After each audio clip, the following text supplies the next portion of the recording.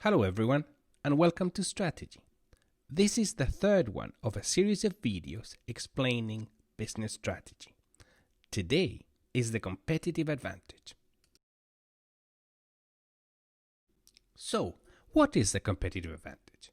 The competitive advantage, contrary to what the name suggests, it's a result. It's the result of the firm's ability to perform better than its competitors. Who are their competitors? The whole industry. The competitive advantage can be achieved if a business system creates superior value to buyers. So, the competitive advantage is a consequence of value creation. The more value a business creates, the higher the chances of achieving the competitive advantage. Please allow me a second to give you a thought on value creation. How is value created? Let's imagine that you're a baker. And here you have your baker's hat and your pin roll and everything. Now you will get your raw materials such as flour and other things that you need to make bread.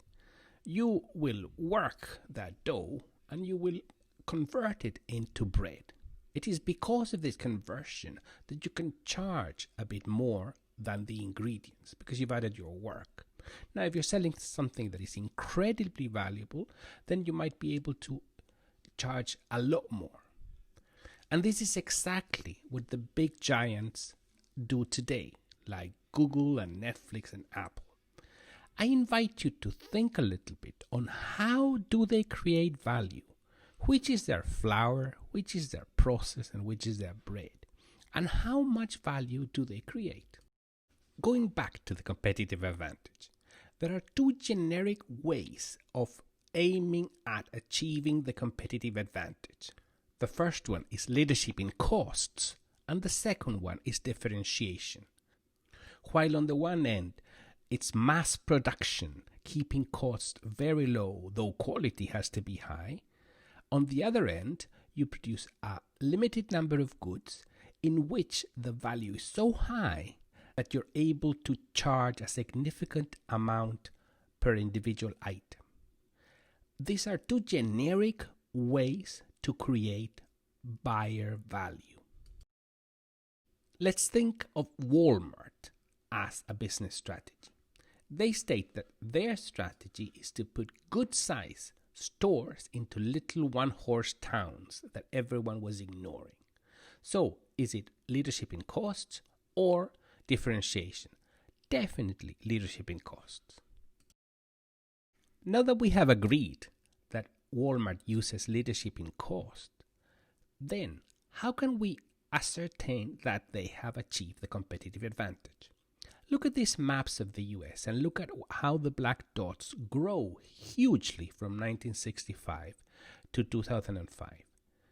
Second, let's look at the data.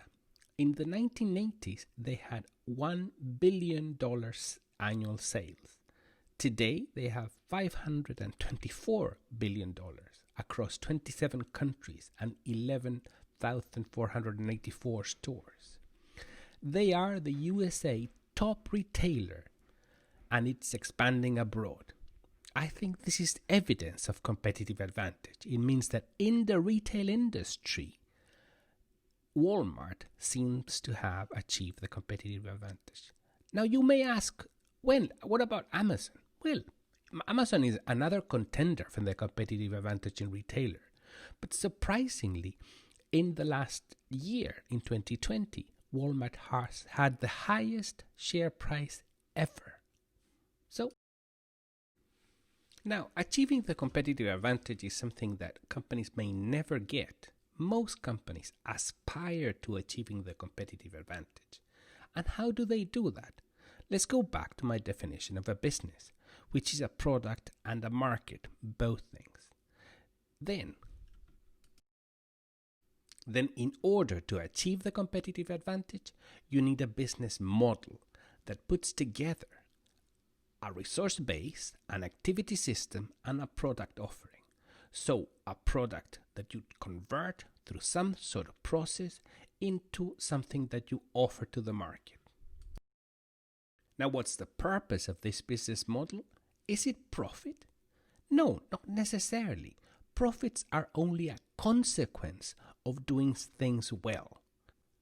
And in order to aim at achieving the competitive advantage, you have to do things to the best of your ability. But always bear in mind, profits are not the objective. They're only a consequence of doing things well.